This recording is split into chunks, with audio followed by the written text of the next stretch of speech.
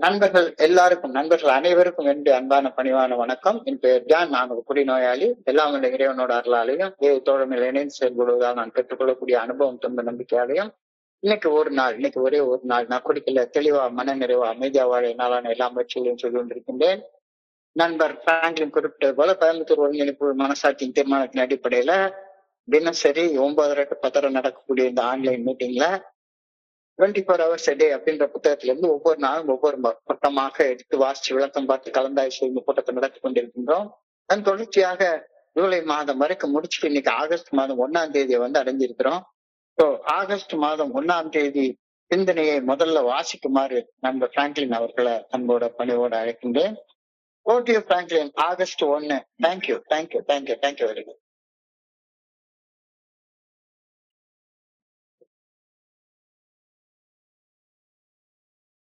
உள்ள 24 மணித்துளிகள் ஒரு நாள்.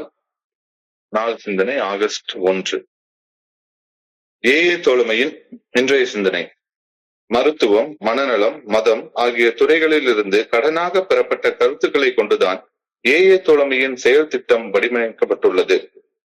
இந்த துறைகளின் கருத்துக்களில் இருந்து தனக்கு தேவையானது ஏஏ தோழமை எடுத்து தொகுத்து தனது செயல் திட்டத்தை வழங்கியுள்ளது. இந்த செயல் திட்டம் குடிநோயாளிகள் தாங்கள் அவதியுறும் குடிநோயின் பாதிப்புகளில் இருந்து மீண்டு வர கச்சிதமாக பொருந்துவதாக ஏஏ தோழமை கருதுகிறது. ஏஏ தோழமை பரிந்துரைக்கும் செயல் திட்டம் நடைமுறையில் திருப்திகரமான விளைவுகளை அளித்துள்ளது. நாம் ஏஏ தோழமை பரிந்துரைக்கும் செயல் திட்டத்தை மேலும் மேம்படுத்த எந்த ஒரு முயற்சியும் எடுப்பதில்லை. குடிநோயின் பாதிப்புகளில் இருந்து ஆயிரக்கணக்கான மக்கள் மீட்படைந்து நலமுடன் வாழ்வதுவே ஏஏ தோழமை பரிந்துரைக்கும் செயல் திட்டத்தின் மதிப்புக்கு நிரூபணமாகும். குடிநோயாளிகளாகிய நாம் நமது குடிநோயை கட்டுப்படுத்த தேவையான அனைத்து அம்சங்களையும் ஏஏ தோழமை பரிந்துரைக்கும் 12 படிகள் அடங்கிய மீட்படையும் செயல் திட்டம் தன்னுள் கொண்டுள்ளது. ஏஏ தோழமை பரிந்துரைக்கும் செயல் திட்டத்தை அது பரிந்துரைக்கப்பட்ட வடிவத்திலேயே பின்பற்றி வாழ முயற்சி செய்கிறேனா? இன்றைக்கான தியானம். வாழ்க்கை குறித்து நான் என் மனதில் கொண்டிருக்கும் நோக்கத்திற்கும் இறையருட் பேராற்றல் இந்த மாபெரும் பிரபஞ்சத்தை இயக்கிக் கொண்டிருக்கும் நோக்கத்திற்கும் இடையில் ஒரு இணக்கத்தை கொண்டு வர நான் பாடுபட வேண்டும். மனித ஆன்மாவுக்கும் இறையருட் பேராற்றலின் நல்ல ஒழுங்கான வழிகாட்டுதலுக்கும் இடையில் உள்ள பிணைப்பு புலன்களுக்கு புலப்படாதது. அந்த பிணைப்பு இந்த உலகம் தரவல்ல வெகுமதிகள் அனைத்தையும் விட மிகவும் உயர்ந்தது, விலை மதிப்பற்றது. என் இதயத்தையும் மனதையும் என்னை விட உயர்ந்த சக்தியாம் இறையருட் பேராற்றலின் படைப்பின் நோக்கத்தோடு ஒன்று இருக்க செய்வதால் என்னால் கற்பனையில் கூட காண முடியாத ஆன்மீக விழிப்புணர்வு மற்றும் ஆன்மீக அனுபவங்கள் குறித்த வெளிப்பாடுகள் எனக்கு மங்களாக தெரிய ஆரம்பிக்கின்றன. இறையருட் பேராற்றலின் படைப்பின் நோக்கத்துடன் நான் ஒன்றுபடும் ஒற்றுமை, அவ்வாறு ஒன்றுபட்டு செயல்பட முயற்சிக்கும் என் சக மனிதர்களுடன் நானும் ஒற்றுமையுடன் வாழ உதவுகிறது. இன்றைக்கான பிரார்த்தனை. இறையருட் பேராற்றலின் விருப்பத்துடன் எனது விருப்பம் ஒன்றிணைந்து இருக்க வேண்டும் என வேண்டுகிறேன். பிரபஞ்சத்தின் ஒருமித்த இசையோடு ஒன்றிணைத்து நானும் இசைப்பட வாழ வேண்டும் எனவும் வேண்டுகிறேன். நன்றி. நன்றி நன்றி நன்றி நன்றி நன்றி நன்றி பிராங்க்லின், நன்றி பிராங்க்லின். நண்பர்கள் அனைவருக்கும் மீண்டும் ஒருமுறை என்னுடைய அன்பான பணிவான வணக்கங்களை தெரிவித்துக் கொள்றேன். என் பேர் ஜான். நான் ஒரு குடிநோயாளி. எல்லாம் வல்ல இறைவனோட அருளாலையும் தொடர்மையில இணைந்து செயல்படுவதால் நான் பெற்றுக்கொள்ளக்கூடிய அனுபவம் துன்ப நம்பிக்கையாலையும் இன்னைக்கு ஒரே ஒரு நாள் நான் குடிக்கல, தெளிவாக மன நிறைவாக அமைதியாக வாழ என்னாலான எல்லா முயற்சிகளையும் செய்து கொண்டிருக்கேன். இன்றைக்கு சிந்தனையை படிக்கிறப்ப என்னுடைய குருஜி ஒரு விஷயத்த சொல்லுவாரு. இன்வென்ஷன், டிஸ்கவரி, இது ரெண்டுக்கு இடையில என்ன வித்தியாசம்னு கேட்பாரு. இன்வென்ஷன்னா என்ன, டிஸ்கவரினா என்ன? இல்லாத ஒண்ண கண்டுபிடிக்கிறது பேரு இன்வென்ஷன். இல்லாத ஒண்ணை கண்டுபிடிக்கிறது பேரு இன்வென்ஷன். ஏற்கனவே இருக்கிற ஒண்ணு மனித சமுதாயத்துக்கு தெரியாம இருக்கிறத, அந்த தெரியாத நிலையில இருந்து வெளிக்கொணர்றத டிஸ்கவரி அப்படின்னு அவங்க சொல்லுவாங்க. அதனால இந்த உலகத்துல எல்லாமே இருக்கு, மறைஞ்சு இருக்கிறத வெளியே கொண்டு வர்றோம். அதுக்கு பேர் டிஸ்கவரி. டிஸ்கவரின்றது கண்டுபிடிப்பு, இன்வென்ஷன் என்பது புத்தாக்கம், புதிதாக ஆக்கம் செய்வது அப்படின்னு தூய தமிழ்ல சொல்லுவாங்க. So nothing is invented, everything is discovered அப்படின்றது ஒரு ஆழமான கருத்து.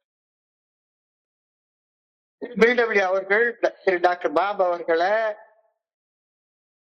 1935 ஜூன் மாசம் 10ஆம் தேதி போய் பார்த்தப்ப தோழமை அவர் இன்வென்ட் எல்லாம் பண்ணல. அவர் founder did not invent AA on that day. புதுசா ஒன்னெல்லாம் கண்டுபிடிக்கல. சொல்ல போனா அன்னைக்கு பில்டபிள்யூ அவர்களுக்கு குடிக்கணும் அப்படின்ற வெறி மனசுக்குள்ளார இருக்கு. தங்களை விட தங்களை உயிர்ப்புடன் வைத்திருக்க உதவியவற்றை கவனித்து கடன் வாங்கி தங்களது தேவைக்கு தக்கவாறு வடிவமைத்து கொண்ட தோழமைதான் ஏஏ தோழமை. அன்னைக்கு அந்த ஏஏ தோழமை அவங்க வாங்கல, உருவாக்கல. இந்த கருத்து இன்னைக்கு நம்ம சிந்தனைக்கு வழங்கப்பட்டிருக்கிறது. Fellowship of AA not invented, it is discovered. புதுசா ஒண்ணு உருவாக்கல ஏஏ தோழமை. ஏற்கனவே இருக்கிற சில விஷயங்களை எடுத்து தொகுத்து அதை கண்டுபிடிச்சு வழங்கிட்டாங்க, அவ்வளவுதான். உலகத்துக்கு தெரியாம இருந்தது, உலகத்துக்கு தெரியப்படுத்தினாங்க. ஏஏ தோழமையை உருவாக்க வேண்டும் அப்படின்ற நோக்கத்தோட ஜூன் மாசம் 10ஆம் தேதி 1935 அன்று டாக்டர் பாப் அவர்களை பில்டபிள்யூ அவர்கள் சந்திக்க போகல. அன்னைக்கு அவர்கிட்ட குடிக்கணும் அப்படின்ற அதி தீவிர ஒரு மனவெறி இருந்துச்சு. அந்த மனவெறி குடிக்கிற செயலாக மாறாம இருக்கிறத தடுக்கிறதுக்காக பில்டபிள்யூ அவர்கள் டாக்டர் பாபா அவர்களை போய் சந்திக்க போனாரு. அதுதான் உண்மை. அன்றைய தினம் தோழமை உருவாக்கப்பட்ட தினம் அப்படின்னு நம்ம நினைக்கிறது. அன்னைக்கெல்லாம் எல்லாம் ஒண்ணு உருவாகவே இல்லை. சும்மா போய் அன்னைக்கு தினத்துல போய் சந்திச்சாரு. குடிக்கிற செயலை தள்ளி போட்டாரு. குடிக்கிற வெறி குடிக்கிற செயலாக மாறாம இருக்கிறதுக்கு தள்ளி போட்டாரு. அது தோழமை கண்டுபிடிக்கப்பட்ட ஆரம்ப தினம், கண்டுபிடிப்பு ஆரம்பிக்கப்பட்ட தினம் அப்படின்னு வேணா சொல்லலாம். தோழமையின் கண்டுபிடிப்பு பிழை திருத்த சுழற்சி முறையில, ட்ரையல் அண்ட் எரர் மெத்தட்ல பகிரப்பட்ட அனுபவங்கள் மூலமாக இயற்கையாக இயல்பாக நிகழ்ந்தது. இன்னமும் நிகழ்ந்து கொண்டே இருக்கிறது. ஒவ்வொருத்தர் வாழ்க்கையிலும் வந்து டிஸ்கவர் ஆகிக்கிட்டே இருக்குது. தோழமையுடைய அடித்தள கட்டமைப்பு குடிநோயாளி குடிநோயின் பாதிப்புகள்ல இருந்து மனமும் வந்து குடிக்காம இருக்கிறத அந்த விஷயத்துல இருந்து ஆரம்பமாகுது அப்படின்னு ஆரம்ப கால உறுப்பினர்கள் உணர்ந்தாங்க. அந்த காலத்துல இருந்த கருத்துக்களை ஒன்னொன்னா எடுத்து ஒன்றிணைச்சு தோழமை பரிந்துரைக்கக்கூடிய 12 படிகள் அடங்கிய மீட்படையும் செயல் திட்டத்தை அவங்க கண்டுபிடிச்சாங்க. அப்போ 1935 ஜூன் மாசம் 10ஆம் தேதி சந்திச்ச அன்னைக்கு 12 படிகள் அடங்கிய மீட்படையும் செயல் திட்டத்தை அவங்க கண்டுபிடிக்கல. கொஞ்சம் ஒரு 4 வருஷம் கழிச்சு அனுபவத்தின் அடிப்படையில முதல் 100 குடிநோயாளிகள் அவங்க எல்லாரும் தாங்கள் அனுபவித்த குடிநோயின் பாதிப்புல இருந்து மீட்படைறதுக்கு என்னென்ன செஞ்சோம் அப்படின்ற செயல்களை எல்லாம் தொகுத்து எழுதின நேரத்துல அது ஒரு செயல் திட்டமாக வடிவமைக்கப்பட்டது. 1939ஆம் ஆண்டு 4 வருஷங்கள் கழிச்சு அது நடந்தது. மது அருந்தும் பழக்க அடிமைத்தனத்திலிருந்து மீண்டு வந்த பில்டபிள்யூ அவர்கள் ஓகியோ மாகாணத்துல அக்ரன் நகரத்திற்கு மேற்கொண்ட ஒரு வணிக பயணத்தின் போது அவருக்கு மீண்டும் குடிக்கணும், மீண்டும் மது அருந்தும் பழக்க அடிமைத்தனத்துக்கு திரும்பணும் அப்படின்ற விளிம்புல நின்று கொண்டு இருந்தாரு. வெறி ரொம்ப இருந்துச்சு. தன்னுடைய உயிரை காப்பாற்றிக் கொள்வதற்காகத்தான் மக்கள் குடிநோயாளி அவர் தேடி போனாரு.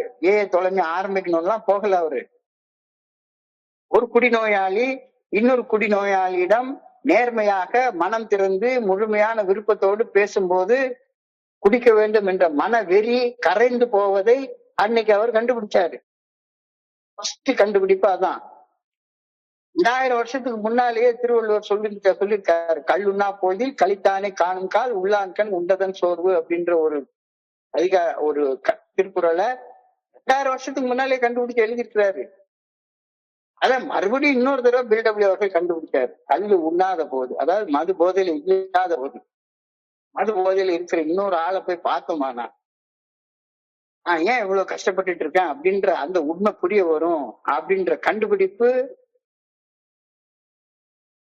பில்டபிள்யூ அவர்களால ஜூன் மாசம் 10ஆம் தேதி 1935 அன்னைக்கு தெரிஞ்சுது. அதுக்கப்புறம் மெல்ல மெல்ல மெல்ல மெல்ல அவரு பல வகையான அனுபவங்களை தவறு செஞ்சு தவறு திருத்தி கொண்டு, தவறு செஞ்சு தவறு திருத்தி கொண்டு, பிழை திருத்த சுழற்சி முறையில இந்த ஏஏ தோழமை பரிந்துரைக்கக்கூடிய 12 படிகளடங்கிய மேற்பட செயல் திட்டத்தை கண்டுபிடிச்சாங்க.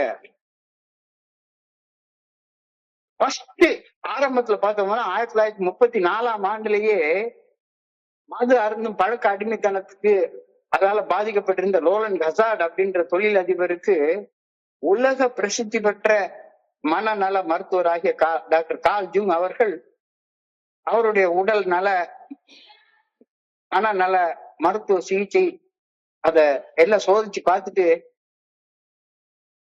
ரோலண்ட் ஹசார்ட் அவருடைய உடல் மனநிலை மருத்துவ சிகிச்சைக்கு அப்பாற்பட்டது அப்படின்னும் ஒரு ஆழ்ந்த ஆன்மீக அனுபவம் மட்டுமே அவரை குணப்படுத்த முடியும் அப்படின்னும் அன்னைக்கே சொன்னாரு.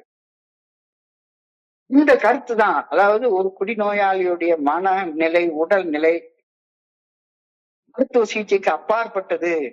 ஒரு ஆன்மீக அனுபவம் இல்லாம ஒரு குடிநோயின் பாதிப்புகள் இருந்து மீண்டு வர முடியாது அப்படின்ற கண்டுபிடிப்பு பிடபிள்யூ அவர்களுக்கு முன்னாலேயே டாக்டர் கார்ல் ஜூங் உலக பிரசித்தி பெற்ற மனநல மருத்துவரால கண்டுபிடிக்கப்பட்டுருச்சு. அதுக்கப்புறமா ரோலண்ட் ஹசார்ட் ஆக்ஸ்போர்ட் குரூப்ல சேர்றாரு. ஆக்ஸ்போர்ட் குரூப்ல சேர்ந்து அவர் பில்டபிள்யூடைய பாலிய நண்பர் எபி தாச்சர் அவர்களுக்கு ஸ்பான்சராக இருக்கிறாரு. எபி தாச்சர் அதுக்கப்புறமா பில்டபிள்யூ அவர்களை பாக்குறாரு. பில்டபிள்யூ அவர்கள் டாக்டர் பாப் அவர்களை பாக்குறாரு. டாக்டர் பாப் அவர்களும் பில்டபிள்யூ அவர்களும் ஆக்ஸ்போர்ட் குரூப் அப்படின்ற ஒரு ஆன்மீக தோழமையில இணைந்து செயல்பட்ட நண்பர்களாகத்தான் இருந்தாங்க. அந்த ஆக்ஸ்போர்ட் குரூப் அப்படின்ற அந்த தோழமை குழுமம் உலகளாவிய ஆன்மீக விழுமியங்கள், சக்தியின்மை ஒப்புக்கொள்றது, நம்பிக்கை அடைகிறது, பாவ அறிக்கை செய்யறது, நம்ம என்ன சொல்லியிருக்கோமோ அதையும் அவங்களே சொன்னாங்க. ஆக்ஸ்போர்ட் குரூப்லயே அதே தான் சொல்லிட்டு இருந்தாங்க. ஸோ அங்கிருந்து கொஞ்சம் கருத்துக்களை பில்டபிள்யூ அவர்கள் கடனாக வாங்கிக்கிட்டாரு. கடைசியில ஏஏ தோழமை படிப்படியாக ஒத்த எண்ணம் கொண்ட நண்பர்கள் தோழமையுடன் ஒரு ஐக்கியமாக ஒரு ஃபெலோஷிப்பாக வளர ஆரம்பிச்சது. ஏஏ தோழமையின் அடிப்படை தத்துவங்கள் நிறுவனர்களால் மையப்படுத்தப்பட்ட சட்டங்களாகலாம் யாரும் எழுதவே இல்லை. இதை செய்யணும், இது ஒரு குழுமமா இருக்கணும், இதுல இவங்கதான் மெம்பரா இருக்கணும் அப்படின்னு சட்ட திட்டங்களாக எழுதப்படவே இல்லை. மாறாக அடிமைத்தனத்தில் இருந்து வெற்றிகரமாக மீட்படைந்தவர்களின் கூட்டு அனுபவத்திலிருந்து பெறப்பட்ட செயல் திட்டமாகவும் மரபு வழி அறியப்பட்ட கோட்பாடுகளாகவும் ஏஏ தோழமை இயல்பாகவே வளர்ந்தது. யாரு ஏஏ தோழமை தண்ணி ஊற்றி எல்லாம் வளர்க்கவே இல்லை. இயற்கையாக இறைவனால் வளர்க்கப்பட்ட ஒரு தோழமை ஏஏ தோழமைங்கிறது நல்லாவே தெரியும். ஏன்னா பில்டபிள்யூ அவர்கள் ஏஏ தோழமையை உருவாக்கணும் வளர்க்கணும் அப்படின்லாம் எதுவுமே செய்யல. தன்னுடைய வாழ்க்கையில மேம்பட்ட அனுபவங்களை அவர் நம்ம கிட்ட சொல்றாரு. இதோ நாங்கள் பின்பற்றிய வழிமுறைகள் அப்படின்னு தான் சொல்றாரு. So the 12-step recovery program suggested by AA has borrowed many things from medicine, psychiatry and religion. இதுதான் இன்னைக்கு சிந்தனையுடைய முதல் வார்த்தை. 12-step recovery program suggested by the Fellowship of Alcoholics Anonymous has borrowed many things from medicine, psychiatry and religion. தோழமையில இணையக்கூடிய நண்பர்கள் எல்லாருமே யாராக இருந்தாலும் சரி, அவங்க எல்லாம் தப்பான ரூட்டில் சென்று சரியான ரூட்டை கண்டுபிடிச்சவங்க தான். எல்லாருமே பில்டபிள்யூ ஆரம்பிச்சு இன்னைக்கு சேரக்கூடிய நண்பர் வரைக்கும் எல்லாருமே முதல்ல எடுத்த உடனே ரைட் ரூட்ல எல்லாம் சேரல. தப்பான ரூட்டில் சென்று ரைட்டான ரூட்டை கண்டோம். Mistakes of the secret of success அப்படின்னு ஒரு சினிமா பாட்டு உண்டு. ஏஏ தோழமையில இணையக்கூடிய நண்பர்கள் எல்லாருமே தப்பான ரூட்ல சென்று அதற்கு அப்புறமாக ஏஏ தோழமை பரிந்துரைக்கக்கூடிய சரியான ரூட்டை கண்டுபிடிச்சவங்க தான். அவர்களில் இருந்து பாடம் கற்றுக்கொண்டது அதுதான் வெற்றியுடைய ரகசியம். Mistakes are the secret of success அப்படின்ற கருத்து ஏஏ தோழமை வலியுறுத்தி சொல்லுது. அவர்களில் இருந்து பாடம் கற்றுக்கொள்வதுதான் வெற்றியின் ரகசியம். So the AA program has taken what it wanted from medicine, psychiatry, religion and combined them into the present program, where in the program which AA considers best suited to alcoholics' mind and which will help the alcoholic to recover. So ஏ தோழமை வந்து எதையும் புதுசா கண்டுபிடிக்கல, invent பண்ணல. ஏற்கனவே இருந்த விஷயங்கள்ல தனக்கு தேவைப்படுற விஷயத்தை எடுத்து தொகுத்து, அது எங்கிருந்து எடுத்தாங்க? மருத்துவத்துல இருந்து எடுத்தாங்க, மனநல மருத்துவத்துல இருந்து எடுத்தாங்க, மத கோட்பாடுகள்ல இருந்து எடுத்தாங்க. இது எல்லாத்தையும் ஒன்னா ஒருங்கிணைத்து இன்னைக்கு நாம பேசிட்டு இருக்கக்கூடிய 12 படிகள் அடங்கிய மீட்புடையும் செயல் திட்டமாக தொகுத்து வழங்கினாங்க. இந்த செயல் திட்டம் வந்து it is best suited for an alcoholic mind which will help the alcoholic to recover from the ill effects of alcoholism. தோல்மை படுந்திருக்கக்கூடிய 12 படிகள் அடங்கிய மீட்புடையும் செயல் திட்டம் மருத்துவ நுண்ணறிவு திறனை உள்ளடக்கியது, நடத்தையை மாற்றிக்கொள்ள மனநல கருத்துக்களை உள்ளடக்கி ஏற்றுக்கொண்டது. இவை இரண்டையும் ஆன்மீக கோட்பாடுகளோடு ஒருங்கிணைத்து ஒரு பல்துறை அணுகுமுறையாக ஒரு குடிநோயாளிக்கு குடிநோயின் பாதிப்புகளிலிருந்து மீட்டு வருவதற்கான மீட்படையும் செயல் திட்டமாக வடிவமைச்சு கொடுத்து வழங்கியிருக்காங்க. எதையும் நம்ம புதுசா கண்டுபிடிக்கல. அதனால வந்து எதையும் புதுசா கண்டுபிடிக்க முயற்சி பண்ணாதீங்க. யாருமே புதுசா கண்டுபிடிக்க முயற்சி பண்ணோம்னா வீணா தோத்து போயிடுவோம். AA program has taken what it wanted from medicine, psychiatry and religion and combined them into the present program, which AA considers best suited for the alcoholic mind and which will help the alcoholic to recover from the disease of alcoholism. மனநல மருத்துவத்துல இருந்து என்ன எடுத்துக்கிட்டாங்க?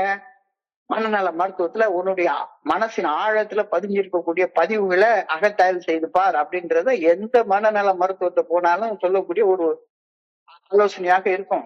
எந்த மனநல மருத்துவத்தை போனாலும் சரிதான். முதல்ல சொல்றது ஆழ்ந்த அகத்தாய்வு செய்யறது, நடத்தை மாற்றம் கொண்டு வர்றது, பழக்கத்தின் மீது நம்முடைய இயலாமையை ஒப்புக்கொள்றது. Every man is an addictive animal அப்படின்னு தான் சொல்றாங்க. Man is an addictive animal. செஞ்சதையே திருப்பி திருப்பி செய்யக்கூடிய மனசு கொண்டவன் தான் மனுஷன். இந்த அடிக்ஷனை ஒப்புக்கொள்றது, இந்த அடிக்ஷனால செய்த தப்ப ஆழமாக அகத்தாய்வு செய்து பார்க்கறது, ஆழமான அகத்தாய்வு செய்து பார்த்து அமெண்ட்மெண்ட்ஸ் கொண்டு வர்றது, நடத்தை மாற்றம் கொண்டு வர்றது. இது வந்து எல்லாம் இந்த கருத்துல எங்க இருந்து எடுத்தது? இது வந்து சைக்காட்ரி மனநல மருத்துவத்துல இருந்து எடுக்கப்பட்ட கருத்துக்கள் தான். மனநல மருத்துவம் எந்த மனநல மருத்துவத்தை போனாலும் சரிதான். முதல்ல உன்னை ஹிப்னடைஸ் பண்ணி உன்னுடைய மனசுல ஆழமாக பதிவு போயிருக்கிற பதிவுகளை உன்னையே வாயால ஒப்புக்கொள்ள வச்சு இந்த பதிவுகள்ல இருந்து உன்னைய விடுவிச்சு வெளியே கொண்டு வரக்கூடிய அந்த செயல்முறை மனநல மருத்துவத்துல இருந்து கடன் வாங்கப்பட்டது. எல்லாம் கண்டுபிடிக்கலாம் செய்யல, பில்டபிள் எல்லாம் கண்டுபிடிக்கல. தற்காப்பு வழிமுறைகளை உடைத்து உதவி நாடுவதன் தேவையை வலியுறுத்துகிறது. எந்த டாக்டர்கிட்ட போனாலும் சரிதான், ஏப்பா நீ டாக்டரா நான் டாக்டரா முத கேள்வி கேட்பாரு.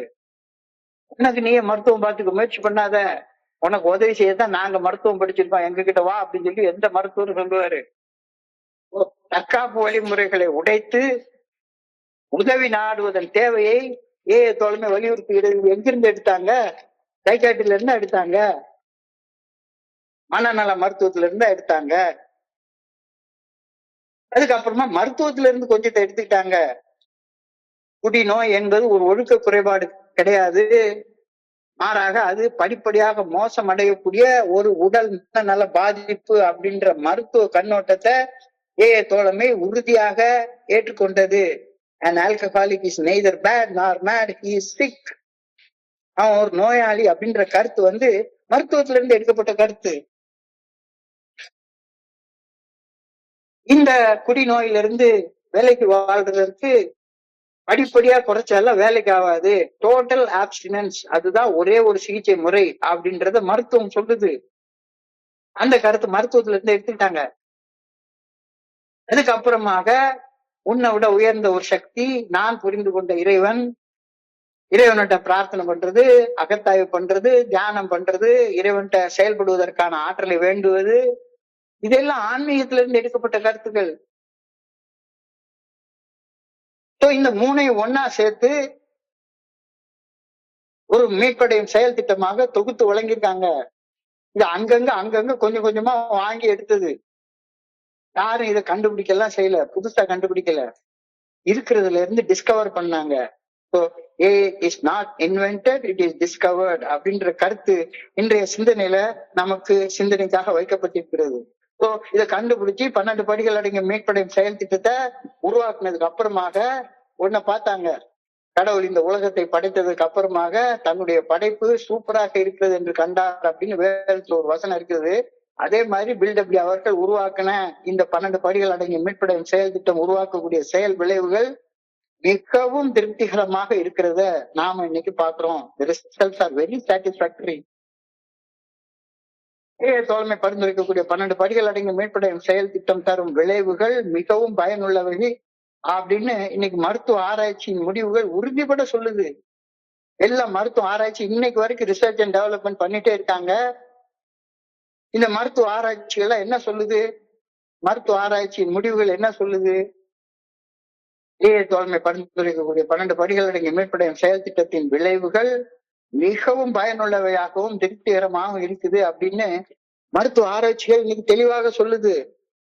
ஆதார அடிப்படையிலான மதிப்பாய்வுகள் இந்த செயல் திட்டம் நீண்டகால மது பழக்கமற்ற நிலை மற்றும் மனநல மேம்பாடு, இதோடைய ரெக்கவரி பெர்சன்டேஜ் ரொம்ப ஹையா இருக்குது அப்படின்னு இன்னைக்கு ரிசர்ச் அண்ட் டெவலப்மெண்ட் மருத்துவ ஆராய்ச்சி தெளிவாக சொல்லுது. மனநல மருத்துவ சிகிச்சை முறைகளை விடவும் சிறப்பாக இது செயல்படுது அப்படின்னு இன்னைக்கு சொல்றாங்க. Cognition behavioural therapy, rational emotive behaviour therapy, இது மாதிரி ஏகப்பட்ட மனநல மருத்துவ ஆராய்ச்சிகள் இருக்கு. இது எல்லாத்தையும் விட ஏடைய ஆராய்ச்சி எஃபெக்டிவா இருக்கு அப்படின்னு யார் சொல்றா? டாக்டர்களே சொல்றாங்க. Higher rates of accidents.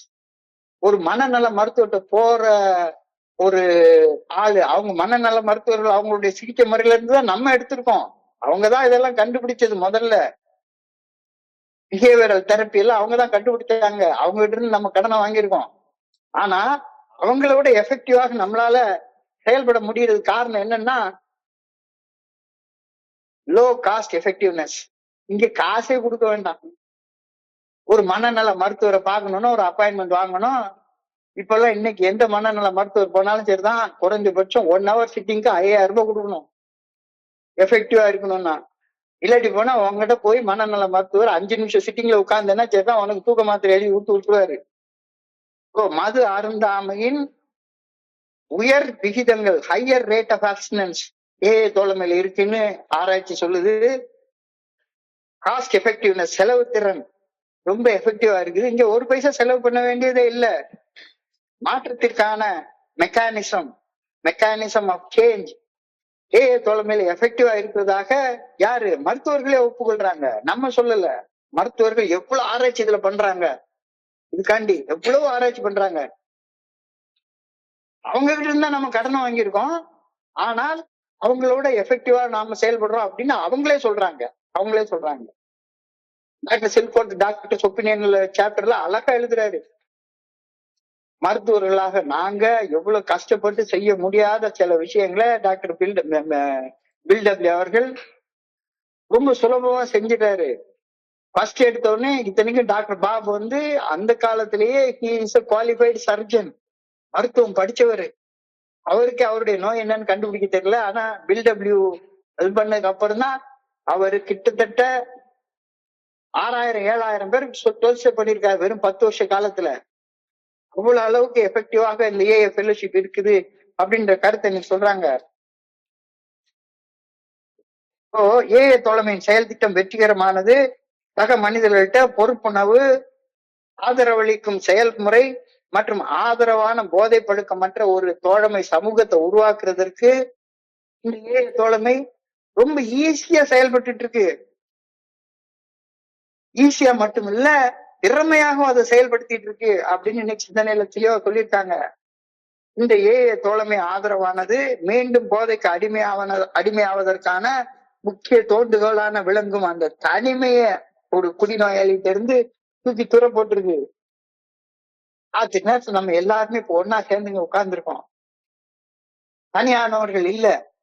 ஒரு புத்தகத்தை எடுத்து ஒரு கருத்தின் மேல நம்மளுடைய கவனத்தை குவிச்சு சிந்திக்க ஆரம்பிக்கிறோம்.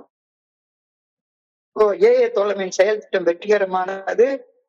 ஏஏ தோழமையின் இணைந்து செயல்படக்கூடிய மனிதர்கள்ட்ட பொறுப்பு, அடுத்தவங்களை ஆதரிக்கக்கூடிய செயல்முறை மற்றும் ஆதரவான போதை பழக்கமற்ற ஒரு தோழமை சமுதாயத்தை உருவாக்கி ஏஏ தோழமை இயங்கிக் கொண்டிருக்கின்றது.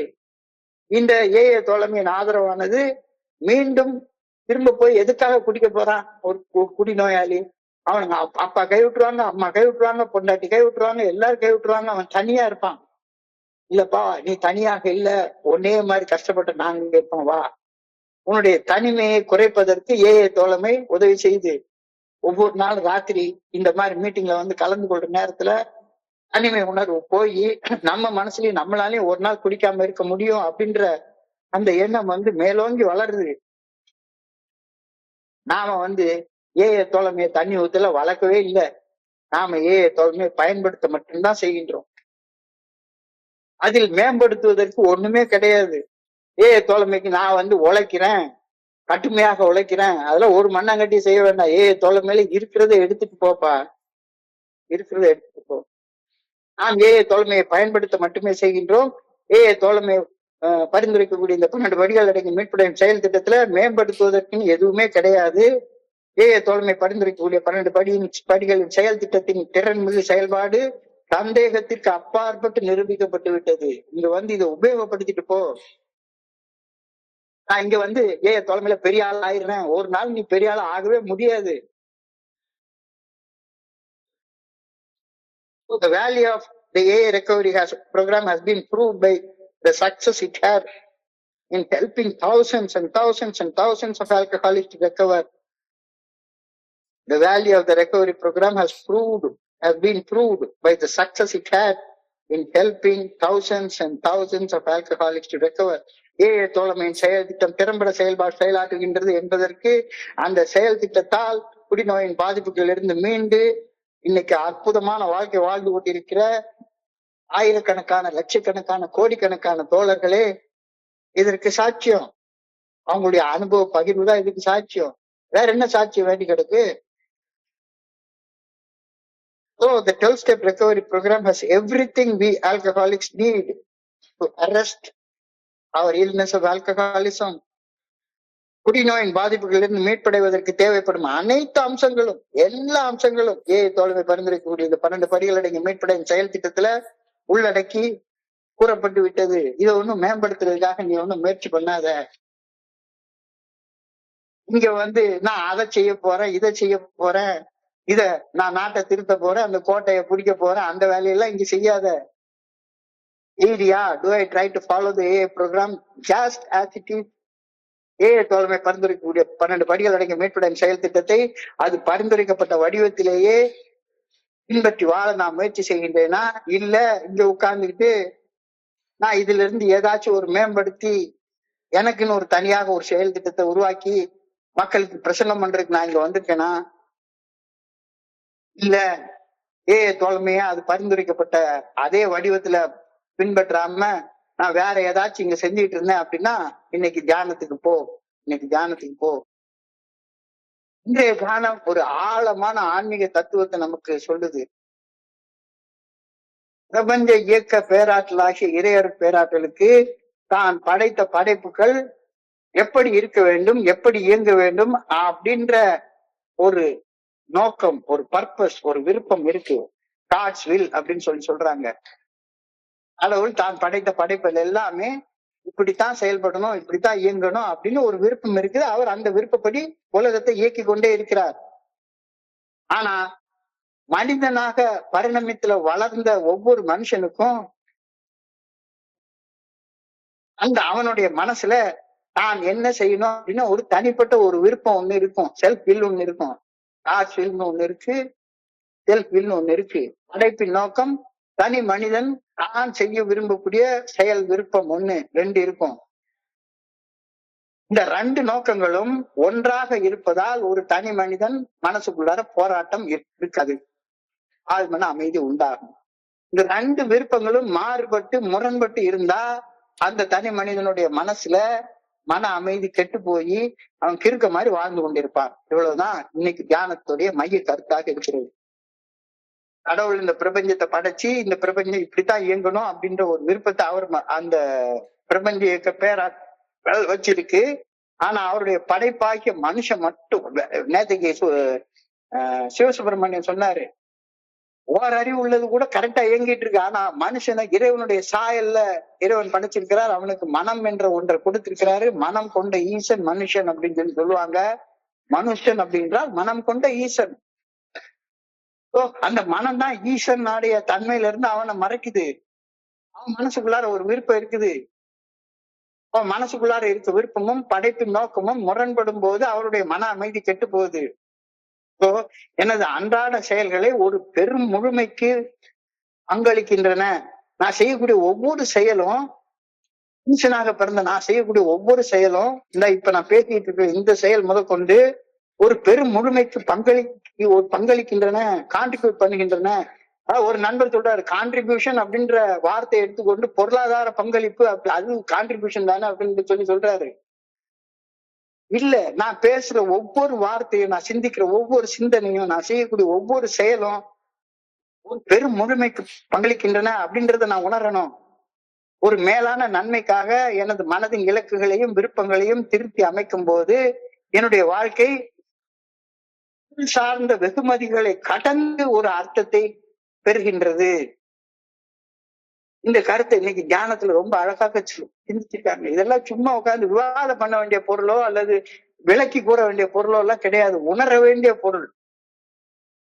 எனது அன்றாட செயல்கள் ஒரு பெரும் முழுமைக்கு பங்களிக்கின்றன அப்படின்றத நான் உணரணும். நான் சிந்திக்கக்கூடிய ஒவ்வொரு சிந்தனையும் இந்த பிரபஞ்சத்துல பதிவாகுது எல்லாமே ஒரு மேலான நன்மைக்காக என்னுடைய மனதின் இலக்குகளையும் விருப்பங்களையும் நான் திருத்தி அமைக்கும் போது என்னுடைய வாழ்க்கையில ஆழ்மன அமைதி தானா உண்டாகுது. பொருள் சார்ந்த வெகுமதிகளை கடந்த ஒரு அர்த்தம் என்னுடைய வாழ்க்கைக்கு உருவாகுது. இந்த ஒன்றிணைப்பு என்பது, அதாவது என்னுடைய விருப்பமும் இறைவனுடைய விருப்பமும் ஒன்றிணையக்கூடிய அந்த ஒன்றிணைப்பு என்பது எனது தனி மனித சித்தத்தை, என்னுடைய தனி மனித நோக்கத்தை இறையருள் பேராட்சியின் தெய்வீக நோக்கத்தோடு இணைப்பதாகும். இதான் 3வது ஸ்டெப்ல நம்ம செய்யற வேலை. விளைவுகளை திணிப்பதற்கு பதிலாக பிரபஞ்சத்தின் இயற்கையான பரிணாம ஓட்டத்திற்கு என்னை தகவமைத்துக் கொள்றது, என்னை மாத்தி அமைச்சு கொள்றது. மாத்தி அமைச்சு கொள்றதுனால எனக்குள்ளார தன்னுணர்வையும் விழிப்புணர்வையும் நான் வளர்த்துக் கொள்கின்றேன் அப்படின்ற கருத்தை இன்னைக்கு தியானத்துல ரொம்ப ஆழமாக அழுத்தமாக சொல்லியிருக்கிறாங்க. இது எப்படி கிடைக்குது? புனிதமான இடத்துல புனிதமான மௌனத்துல செய்யக்கூடிய தியானம் என்ற சாதகம் நான் அகத்தாய்வு செய்ய எனக்கு வழிவகை செய்து உதவுகின்றது. இது என்னுடைய மனசாட்சியின் குரலை கேட்டு அந்த வழிகாட்டுதலை பின்பற்றி அதற்கு பணிந்து வாழ்றதற்கு கஷ்டமாக இருக்கிறது ரொம்ப எளிமையாக மாற்றி கொடுத்துருது. ஏன்னா தினசரி இதையே செஞ்சுட்டே இருக்கும். செய்ய செய்ய செய்ய செய்ய புனிதமான இடத்துல புனிதமான மௌனத்துல செய்யக்கூடிய அந்த தியானம் என்ற சாதகம் எனக்கு அகத்தாய்வு செய்யறத ஒரு பழக்கமாக மாத்தி கொடுக்குது. நான் அகத்தாய்வு செய்யும் போது என்னுடைய மனசாட்சியின் குரலை தெளிவாக கேட்க முடியுது. மனசாட்சியின் குரலுக்கு பணிஞ்சு நடக்கிறது எளிமையாக்கப்படுகின்றது. தன்னலம் தன்முனைப்பட்ட பணிகளில் ஈடுபடுவது, நிபந்தனையற்ற அன்புடன் செயல்படுவது, இறையருள் பேராற்றலின் நல்ல ஒழுங்கான வழிகாட்டுதலை என்னுடைய அன்றாட வாழ்வில் கடைபிடிப்பதோடு என்னை வாழ்வின் அடிப்படை நோக்கமே நோக்கத்தோடு ஆழமாக என்னை இணைக்கின்றது. என் வாழ்க்கைக்கு ஒரு நோக்கம் உண்டு. எங்களுக்காக அவன் சித்தம் என்னவென்று அறிந்து கொள்ள மட்டுமே வேண்டி அதை நிறைவேற்றும் சக்தியை கோரி பிரார்த்தித்தோம். நான் படைக்கப்பட்டதற்கு ஒரு நோக்கம் உண்டு.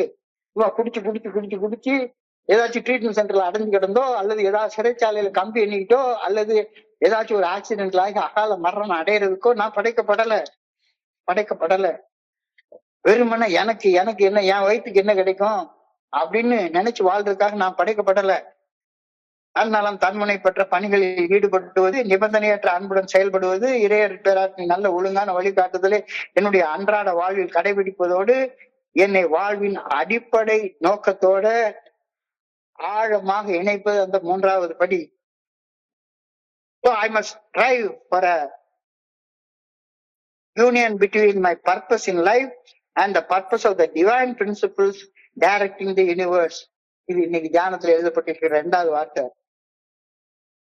இந்த படைப்பு உலகம் படைக்கப்பட்டதற்கு ஒரு நோக்கம் இருக்கிறது. அந்த உலகத்தை அந்த நோக்கத்தோட தான் நானும் படைக்கப்பட்டிருக்கிறேன். ஒரு மண்புழு அந்த நோக்கத்தோட தான் படைக்கப்பட்டிருக்கிறது. எல்லாமே ஒரு நோக்கத்தோட தான் படைக்கப்பட்டிருக்கிறது. எதற்காக படைக்கப்பட்டிருக்கேன்ற நோக்கமே தெரியாம வெறுமனே குடிச்சுட்டு போதையில உட்கார்ந்துட்டு கூட்டம் கூட்டமா உட்கார்ந்து ஒளரி அலைஞ்சிட்டே இருக்கிறதுக்காக நான் படைக்கப்படல. I must strive for a union between my purpose in life and the purpose of the divine principles of creation. இறையருட் பேராற்றலோடு இணையாமல் எதுவும் இந்த பிரபஞ்சத்துல இயங்கவே இல்லை, இயங்கவே முடியாது, இயங்கவே முடியவே முடியாது. உயிர் ஒன்று இல்லாமல் உடல் இங்கு நிலையாது, உயிர் என்ன பொருள் என்று அலைபாய்ந்த உயிர் இல்லாம உனக்கு ஒண்ணுமே கிடையாது. There is no bond of union in on earth compared with the union between the souls and the good orderly direction of God. Priceless beyond all earthly rewards in that union. அதாவது ஒரு பாட்டு சொல்லுவாங்க, விலைக்கு மேலே விலை வைத்தாலும் உயிரின் விலை என்ன, உயிர் விட்டு விட்டால் உடல் பட்டு விட்டால் அதன் அடுத்த கதை என்ன. ஒருத்தவனுக்கு 10 கோடி ரூபா தர்றேன், 100 கோடி ரூபா தர்றேன், அல்லது 1000 கோடி ரூபா தர்றேன், அல்லது 1,00,000 கோடி ரூபா தர்றேன், உயிரை விட்டுருன்னா அந்த 1,00,000 கோடி ரூபாய் வச்சுட்டு என்ன பண்றது? விலைக்கு மேலே விலை வைத்தாலும் உயிரின் விலை என்ன, உயிர் விட்டு விட்டால் உடல் பட்டு விட்டால் அவ்வளவுதான், முடிஞ்சு போச்சு. அப்போ அந்த உயிருக்கும் உடம்புக்கும் இருக்கிற அந்த பிணைப்பு, அதை விட முக்கியமானது ஏதாச்சும் ஒண்ணு இருக்குதா? இறையர் பேராற்றலோடு இணையாமல் எதுவும் உயிரோடு இந்த பிரபஞ்சத்துல இயங்குதல் முடியவே முடியாது.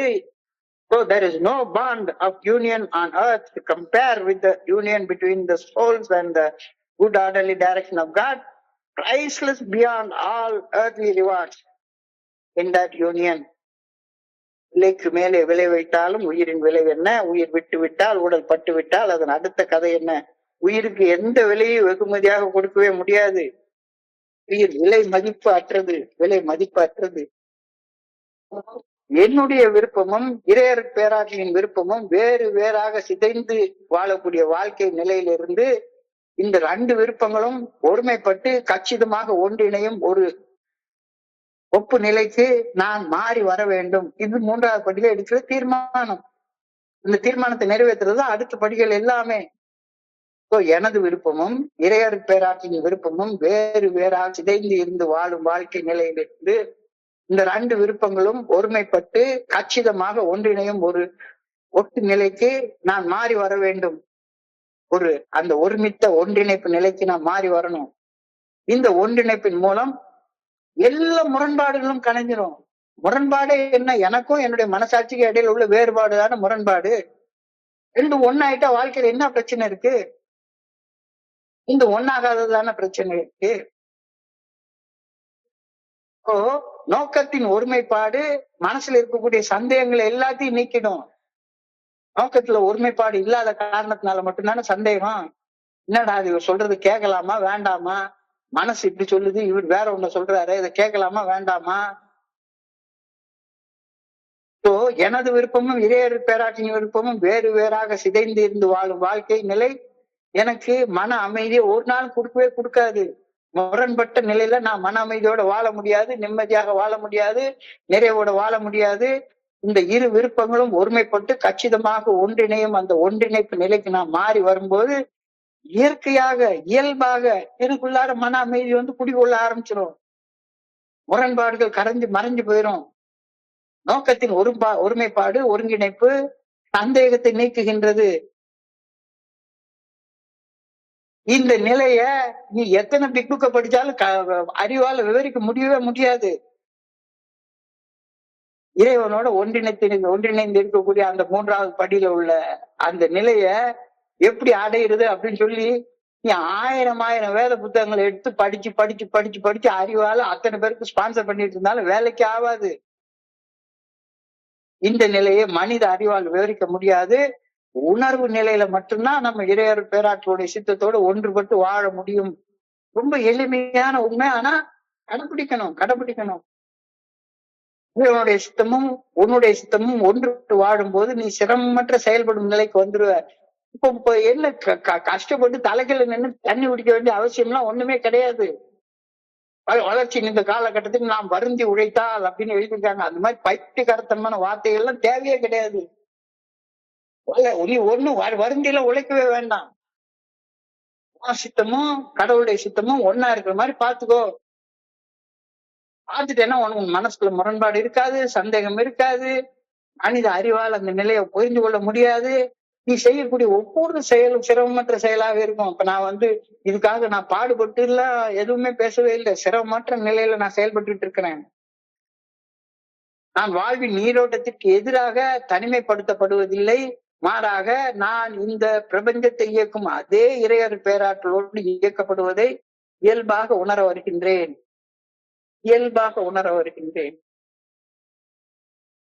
So, in merging my heart and mind with the heart and mind of the higher power, a oneness of purpose results, which only those who experience it can even glimpse dimly.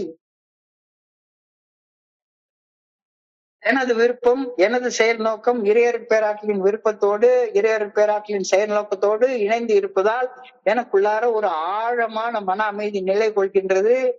இத நான் எப்படி உணர முடியும்? உணர்ந்து பார்த்தா தானே முடியும். இது அறிவால உட்கார்ந்து 1008 விளக்கங்கள் பண்ணி பெரிய பெரிய உபன்யாசம் பண்ணி ஒண்ணுமே ஆகப்படாது.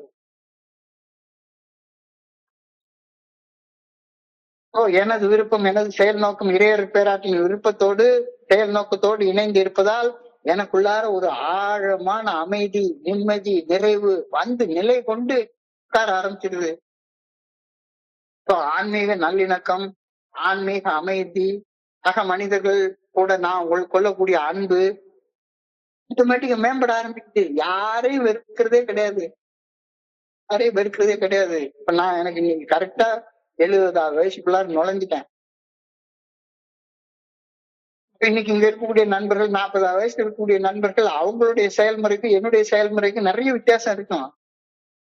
அவங்க பணம் சம்பாதிக்கிறதுக்காக நிறைய செயல்முறைகள்ல இந்த உலக பிரகாரமான விஷயங்கள்ல இருப்பாங்க. எனக்கு வேற பணி செய்து கிடக்கும் மனப்பான்மையை வாழ இந்த நல்லிணக்கம் இல்லாத, நல்லிணக்கம்னா என்ன? இறையர் பேராட்டுடைய விருப்பமும் என்னுடைய மனசின் விருப்பமும் ஒன்றாக இணைந்திருக்கக்கூடிய நல்லிணக்கம் இல்லாம என்னால பணி செய்து கிடக்க முடியவே முடியாது. எல்லாத்துக்கும் ஒரு விலை வச்சுதான் பார்ப்பேன். நான் இதை செய்யறேன், எனக்கு எவ்வளவு பணம் கிடைக்கும் அப்படின்னு தான் நான் பார்ப்பேன். ஆன்மீக நல்லிணக்கம் மட்டும்தான் ஆழ்மன அமைதியும் சக மனிதர்களோட நான் கொள்ளக்கூடிய தொடர்பையும் மேம்படுத்தும். பணி செய்து கிடக்கும் மனப்பான்மையோடு வாழ இந்த நல்லிணக்கம் மட்டும்தான் உதவி செய்யும். இறையர் பேராற்றலுடனும் இந்த சமூகத்துடனும் ஐக்கியமாக வாழ்க்கை வாழ்ந்த அந்த ஆழமான மனிதர்களுடைய வாழ்க்கை ஆனந்தமாக, நிம்மதியாக, நிறைவாக இருக்கிறத நான் கண்ணால பாக்குறேன். அதே நிம்மதி, அதே நிறைவு, அதே வலிமையான வாழ்க்கை எனக்கு கிடைக்கணும் அப்படின்னு சொன்னா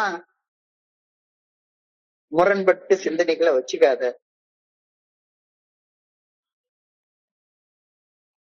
Oneness of purpose puts me in harmony with God and with all others who are trying to do His will. அந்த ஒற்றை செயல் நோக்கம்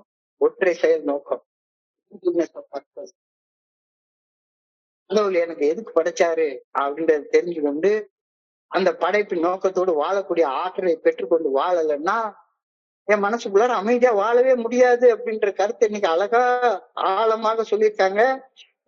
இந்த தியானத்தை தொடர்ந்து பிரேயருக்கு போறாங்க. I pray that I may become attuned to the will of God. பேராக்களுடைய விருப்பத்தோடு என்னுடைய விருப்பம் ஒன்றிணைந்து இருக்க வேண்டும் என நான் பணிவோடு வேண்டிக் கொள்கின்றேன். இந்த பிரபஞ்சத்தின் ஒருமித்த இசையோடு ஒன்றிணைந்து நானும் இசைப்பட வாழ வேண்டும் என வேண்டுகின்றேன். I pray that I may be in harmony with the music of all spheres. இந்த உலகத்துல எத்தனையோ கோள்கள் இருக்கு. எல்லா கோள்களும் அழகான ஒழுக்கத்தோட, ரொம்ப அழகான ஒழுக்கத்தோட இணைந்து செயல்படுது. வானவியல் சாஸ்திரம்னு சொல்றாங்க. எல்லா கோள்களும் I pray that I may be in harmony with the music of the spheres. அது எல்லாமே ஒரு அழகான வகையில இயங்கி கொண்டிருக்கிறது. அந்த இயக்கத்தோட, அந்த இசையோட நானும் சேர்ந்து வாழ்ந்தால் இசைப்பட வாழ்வேன். இல்லாட்டி போனா வீணா போன வாழ்க்கையா உட்காந்து அடுத்தவங்க மேல உட்காந்து பொறாமப்பட்டு என்னத்தையா பேசிக்கிட்டே உட்காந்துட்டே இருப்பேன். எது வேணும்னு நீயே தேர்ந்தெடுத்துக்கோ அப்படின்னு இன்னைக்கு பிரேயர்ல அழகா கேட்டுக்கிறாங்க. ஓ, ரொம்ப ஒரு அற்புதமான சிந்தனை. ஓ, இந்த சிந்தனையை எல்லாத்தையும் ஒரு 2 நிமிஷத்துல தொகுத்து பார்ப்போம். வந்து புதுசாக கண்டுபிடிக்கப்படல. இன்ஃபேக்ட் உலகத்துல எதுவுமே புதுசா கண்டுபிடிக்கப்படல. ஏற்கனவே எல்லாம் இருக்கிறத மனுஷனுக்கு தெரியாதத பெரிய மனுஷங்க தெரிஞ்சு சொல்றாங்க. ஸோ அதுக்கு பேர் டிஸ்கவரி. புத்தாக்கம் பண்ணக்கூடியது இறைவன் மட்டும்தான். இன்வென்ட் பண்றது எல்லாமே இறைவன் மட்டும்தான். இறைவன் புத்தாக்கம் பண்ணுனத நாம அறிவால தெரிஞ்சு கொள்றது சில பெரிய மகான்கள் அவங்க வாழ்க்கையில தெரிஞ்சு கண்டுபிடிச்சு கொள்றாங்க. அப்படி கண்டுபிடிக்கப்பட்டது இருக்கிறதுல இருந்து கண்டுபிடிக்கப்பட்டதுதான் the fellowship of alcoholics anonymous. The fellowship of alcoholics anonymous was not invented, it was discovered. 1935 வருடம் ஜூன் மாசம் 10ஆம் தேதி அன்னைக்கு தோழமையை உருவாக்கணும் அப்படின்னு பில்டபிள்யூ போய் டாக்டர் பாபா பார்க்க போல. அதே மாதிரி யாரும் தோழமைக்கு வந்து நின்று தோழமை பரிந்துரைக்கக்கூடிய 12 படிகள் அடங்கிய மீட்படையும் செயல் திட்டத்தை நான் புதுசா உருவாக்க போறேன் அப்படின்னு யாருமே தோழமைக்கு வந்தீங்கன்னா வேலைக்கே ஆகாது. The 12-step recovery program suggested by AA was borrowed from many things, from medicine, psychiatry, and religion. The AA program has taken what it wanted from medicine, psychiatry, and religion and combined them into the present program, which AA considers best suited for alcoholics. தோழமை பரிந்துரைக்கக்கூடிய 12 படிகள் செயல் திட்டம் மருத்துவ நுண்ணறிவை உள்ளடக்கியது, நடைமுறை மாற்றத்தை கொண்டு வரக்கூடிய மனநல மருத்துவத்தை உள்ளடக்கியது, ஆன்மீக கருத்துக்கள் எல்லாத்தையுமே உள்ளடக்கியது. இந்த 3ஐயும் ஒன்னா சேர்த்துதான் ஒரு கலவையாக இந்த 12 படிகள் அடங்கிய மீட்படையும் செயல் திட்டத்தை கொடுத்துக்கிறாங்க. மனநல மருத்துவம் ஆழ்ந்த அகத்தாய்வு செய்வது, நடத்தையில மாற்றத்தை கொண்டு வருவது, அமெண்ட்மெண்ட்ஸ் இன் லைஃப். இது எல்லாமே நீங்க எந்த சைக்காட்ரிஸ்ட் போனீங்கன்னாலும் அதைத்தான் சொல்லுவாரு. உங்க ஆழ்மன பதிவுகளை பார்த்து அந்த பதிவுகளை எரேஸ் பண்ணிட்டு புதுசான பதிவுகளை கொண்டு வந்து வச்சு உங்களுடைய நடத்தையில மாற்றம் கொண்டு வர்றதுக்கான வழிகளை தானே எந்த சைக்காட்ரிஸ்ட் சொல்ல போறாரு. அதை அவங்கள்ட்ட இருந்து எடுத்து கொண்டுட்டோம். மருத்துவத்தில இருந்து குடிநோய் ஒரு ஒடுக்க குறைபாடு இல்லை, மாறாக அது படிப்படியாக மோசம் அடையக்கூடிய ஒரு நோய் அப்படின்ற மருத்துவ கண்ணோட்டத்தை எடுத்துக்கொண்டோம். உயர்ந்த சக்தி, நாம் புரிந்து கொண்ட இறைவனிடம் பிரார்த்தித்தல், தியானித்தல், அகத்தாய்வு செய்தல், இதெல்லாமே ஆன்மீக கருத்துக்கள். இந்த ஆன்மீக கருத்துக்களை மதம் மற்றும் ஆன்மீகத்துல இருந்து எடுத்துக்கொண்டோம். இந்த 3ஐயும் கம்பைன் பண்ணி உருவாக்கின இந்த 12 படிகள் அடங்கிய மீட்படையும் செயல் திட்டம் ரொம்ப திருப்திகரமாக இருக்கிறது. தோழமை பரிந்துரைக்கக்கூடிய 12 படிகள் அடங்கிய மீட்படையும் செயல் திட்டம் தரும் விளைவுகள் மிகவும் பயனுள்ளவை என்று மருத்துவ ஆராய்ச்சி எல்லாமே சொல்லுது. ஏன்னா இன்னைக்கும் மருத்துவத்துல ரிசர்ச் அண்ட் டெவலப்மெண்ட்ல வர்றவங்க எல்லாருமே பார்த்து அசந்து போறாங்க. என்னடா இவ்வளவு பெரிய ஆராய்ச்சி நம்ம பண்றோம், ஆனா இவங்க சர்வ சாதாரணமா இதை செஞ்சுட்டு போறாங்க. High rates of accidents. தோழமையில சினைறவங்க எந்த ட்ரீட்மெண்ட் சென்டர்ல இருந்து வந்தாலும் சரிதான், கடைசியில ஏஏல வந்தா தான் எல்லாம் சரியாக போகுது. நீ எவ்வளவு ஆயிரக்கணக்கில் லட்சக்கணக்கில் நீ கொடுத்துட்டு வந்தாலும் சரிதான், அது ஒரு தலையில இருக்கக்கூடிய ஒரு முடியை கூட புடுங்க முடியாது. ஆனா இங்க ஒரு பைசா செலவு பண்ணாம எல்லாத்தையும் செஞ்சிடறோம். Mechanism of change is made so easy in the fellowship of alcoholics anonymous. தோழமையின் செயல் திட்டம் வெற்றிகரமானது. சக மனிதர்களிடம் பொறுப்புணர்வு, ஆதரவளிக்கும் செயல்முறை மற்றும் ஆதரவு போதை பழக்கமற்ற ஒரு தோழமை சமுதாயத்தை ரொம்ப இயல்பாக இயற்கையாக நாம உருவாக்கி வச்சுக்கிறோம். ஏன் ஒரு குடிநோயாளி போறான்? தனிமை. அம்மாவால கைவிடப்பட்டு, அப்பாவால கைவிடப்பட்டு, பொண்டாட்டியால கைவிடப்பட்டு, வேலை போய் தனியா நின்றுட்டு இருப்பான். அவன்கிட்ட அன்போட பேசுறதுக்கு ஒரு ஆள் கூட இருக்க மாட்டான். நான் ஏன் கஷ்டப்படுறோன்ற காரணம் கூட அவனுக்கு தெரியாது. அந்த தனிமையை போக்குறதுக்கு இந்த தோழமை அவ்வளவு அழகா உதவி செய்யுது. So the value of the recovery program has been proved and the success rate is very very high. தோழமையின் செயல் திட்டம் திறம்பட செயலாற்றுகிறது என்பது அந்த செயல் திட்டத்தால குணமடைந்து உலகம் முழுக்க வாழக்கூடிய லட்சக்கணக்கான கோடிக்கணக்கான குடிநோயாளிகள் தான் இதுக்கு நிறுவனம். இந்த செயல் திட்டத்துல குடிநோயாளிகளுக்கு தேவைப்படக்கூடிய எல்லா விஷயமும் இருக்கு. இத இன்னமும் இங்க நின்றுட்டு நான் வளர்க்க போறேன், நான் நாட்டை திருத்த போறேன், குழுவை நான் ஆரம்பிக்க போறேன், பில்டபிள்யூ கூட ஏஐ குழு ஆரம்பிக்கிறதா டாக்டர் பாப்பா சந்திக்க போலப்பா, ஞாபகத்துல வச்சுக்கோன்னு சொல்லி இன்னைக்கு சிந்தனை சொல்லுது. Do I try to follow the AI program just as it is? இல்லைன்னா தியானத்துக்கு போ. நீ செய்ய வேண்டிய வேலை எல்லாமே பிரபஞ்ச இயக்க பேராற்றலுக்கு ஒரு படைப்பின் நோக்கம் இருக்குது. என்னுடைய மனசுல நான் செயல்படுவதற்கு ஒரு விருப்பம், ஒரு நோக்கம் இருக்குது. இந்த ரெண்டு நோக்கம் முரண்படுவதாலதான் எனக்குள்ளார வலி, வேதனை, துன்பம், துயரம் உண்டாகுதுன்னு தெரிஞ்சுக்கப்பா.